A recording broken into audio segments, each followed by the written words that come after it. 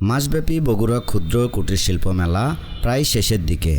আর অল্প কিছুদিন থাকতে পারে এই মেলা। তাই এখনও কুটির শিল্প মেলায় যারা যাননি, আজই ঘুরে আসতে পারেন কুটির শিল্প মেলা থেকে।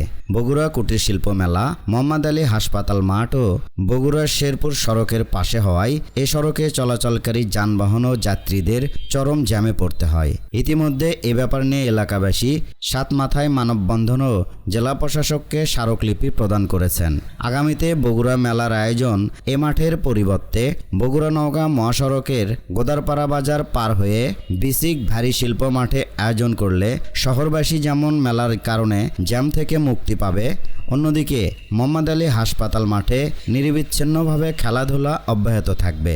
এ ব্যাপারটা আপনাদের কাছে কেমন লেগেছে তা অবশ্যই কমেন্ট করে জানাতে পারেন। ভিডিওটি ভালো লাগলে শেয়ার করে দিতে পারেন। আর যারা এখনও বগুড়া ক্ষুদ্র কুটির শিল্প মেলায় যাননি, আজ বা আগামীকাল প্রিয়জনকে নিয়ে ঘুরে আসতে পারেন বগুড়ার মেলা থেকে। মেলা সর্বোচ্চ আর 10 থেকে 12 দিন থাকতে পারে।